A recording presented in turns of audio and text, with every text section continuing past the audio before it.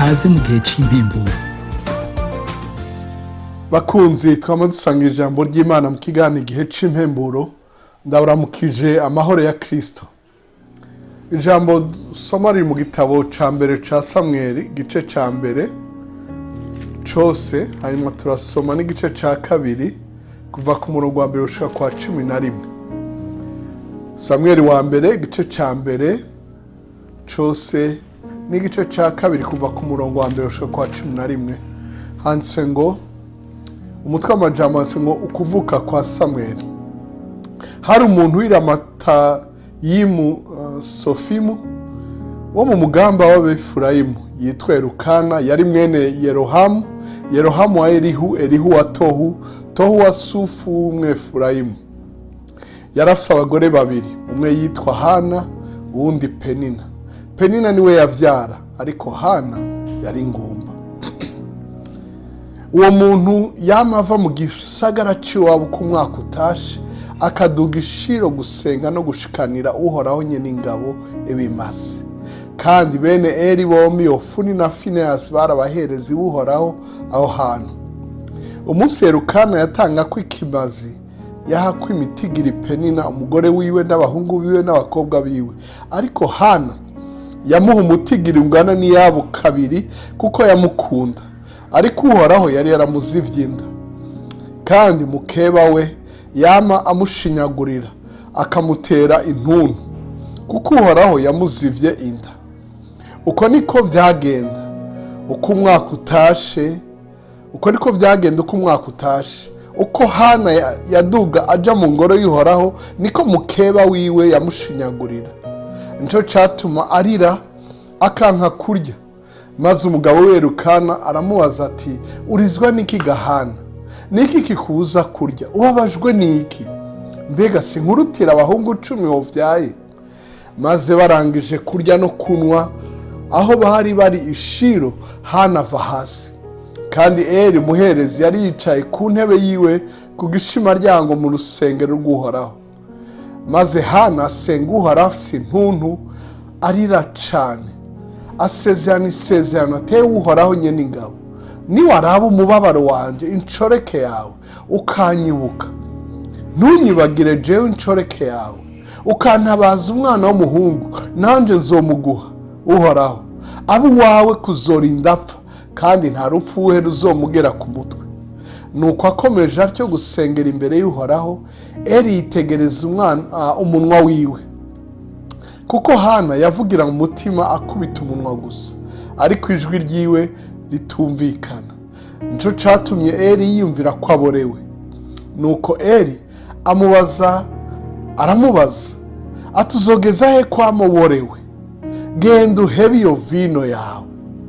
Ariko Hana aramwishura ati, oyaye mwami wanje, ndi umuntu yabonye amahano, nta vino nanyoye canke ikindi kiboreza, ariko nariko ndasuka amajojwa yanje imbere y'Uhoraho. Ntugire ngo ndi umuntu w'umunyangeso mbi, kuko aka kanya kose namye mvugana umubabaro n'amaganya bindengeye. Maze Eli aramwisha ati, nuko niwigira amahoro, Imana ya Isirayeli iguha ico wayisavye. Nawe aramwisha ati, numpangaze jewe incoreke yawe. Maze uwo mugore arigira, araheza ararya, ntiyasubira kwiraburanirwa ukundi. Bukeye barazinduka baja imbere y'Uhoraho, barasenga, bahejeje barataha, basubira iwabo i Rama. Maze Elukana ararira Hana umugore wiwe, Uhoraho aramwibuka. Igihe kiragera, Hana asama inda, avyara umwana w'umuhungu, amwita Samweli, ati kuko namusavye Uhoraho. Maze uwo mugabo Elukana akoraho mu rugo rwiwe bose, araduga aja gushikanira Uhoraho ikimazi c'uwo mwaka no gushitsa amasezerano yiwe. Ariko Hana ntiyadugayo, abarira umugabo wiwe ati, umwana niyamara gucuka niho nzoduga ndamujane, ashikirizwe Uhoraho, agumeyo igihe cose. Maze Elukana umugabo wiwe aramwishura ati, nukore ico ushimye, wigumiraho gushitsa aho uzomucukiriza. ariko Uhoraho nashitse ijambo ryiwe. Nuko uwo mugore yigumira ngaho yonsa umwana wiwe gushitsa aho yamucukirije.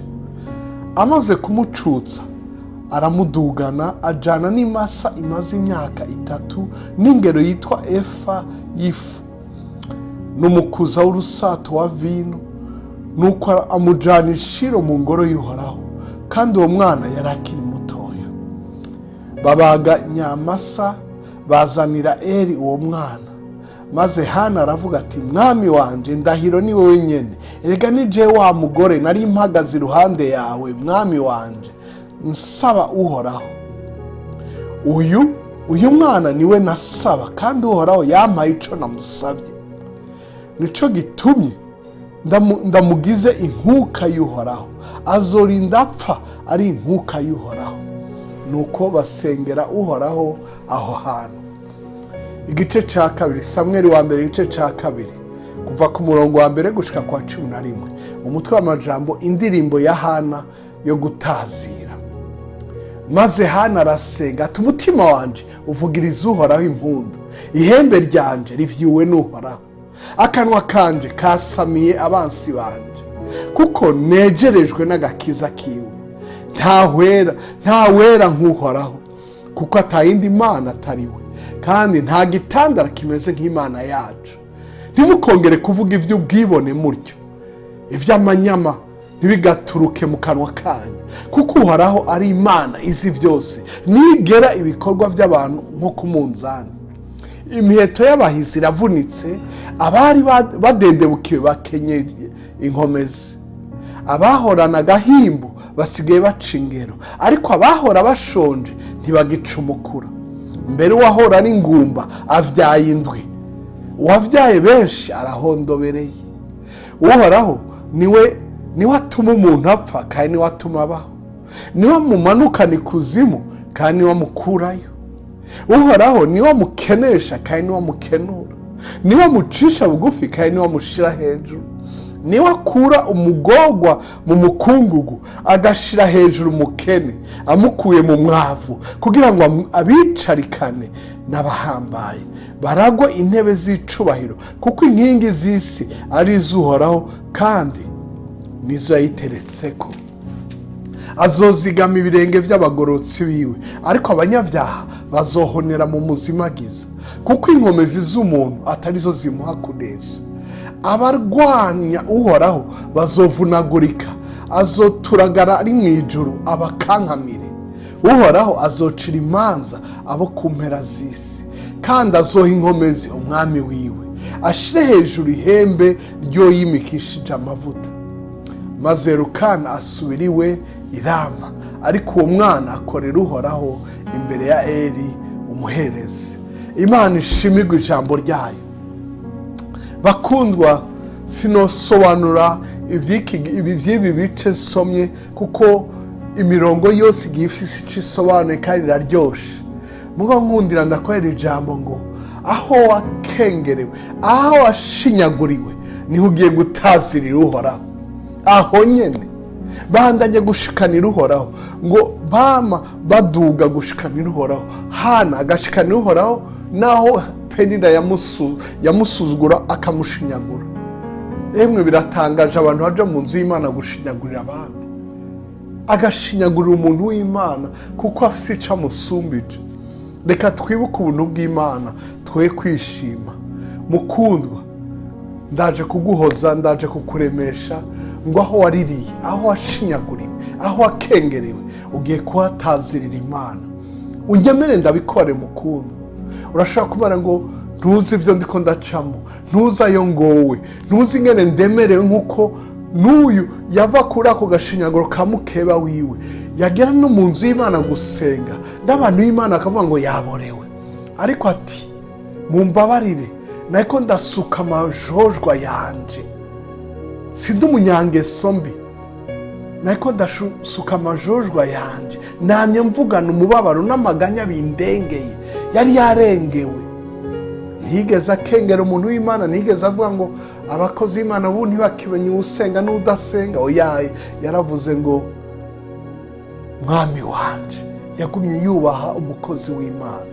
Ndakwinginze wihangane, ndakwinginze ibyo uri kuracamo wihangane. Imana yarabikoreye abandi, Imana yarabikoreye Hana. Hariho n'abandi benshi nzi bashinyaguriwe, bakengerewe, batutswe, babwiwe amajambo ababaje hejuru y'ibyari bibabaje, ariko barihangana, babandanya basenga, bashikanira Imana, bahimbaza Imana naho biremereye.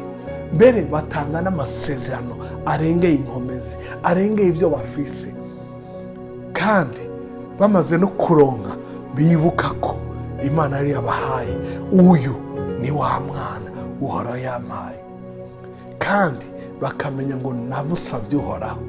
Reka ndakwifurize ko nawe ibyo uronka bijana n'intaye ivuga ngo ibi ni bya bindi nasavye Uhoraho, kandi ibi ni byo Uhoraho ampaye. Imana iguhezagire, Imana ikugire neza, iguhe indirimbo nshasha, uririmbe nka Hana uti Uhoraho avyuye ihembe ryanje. Uhoraho, haleluya, Uhoraho niwe aduza umuntu, Uhoraho niwe afata uwakengerewe akamwicarika n'abahambaye, kandi Uhoraho agushoboze gushitsa ibyo wiyemeje, ibyo wisezeranije mu mutima, mu ibanga canke mu ikoraniro ry'abenshi. Uragahezagirwa n'Uhoraho, wowe n'abawe uragahanagurwa amosozi n'Uhoraho, ukaremeshwa n'Uhoraho, uragataha uguwe neza, ufungure ntusubire kwiburanirwa. Uhoraho aguha indirimbo nshasha, Uhoraho agukure munsi y'impuzu y'ikigandaro y'ikiriyo, Uhoraho aguhe gusayangana mu maso yawe, n'abansi bakurabe bibaza icabaye. Nguyu ngo ntiyasubira kwiburanirwa, kandi aho ntihari bwaronke n'umwana, kandi naho atari bwaronke yarasubiye, bwarakeye arazinduka aja imbere y'Uhoraho arasenga.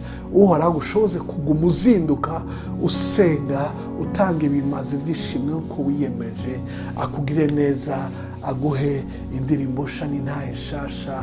Urakoze kutega yombi no gusangiza abandi ubutumwa bwiza. Uragahezagirwa wowe n'abawe nk'uko nabivuze, mu izina rya Data n'iry'Umwana n'irya Mpwemu Yera. Amen kandi amen.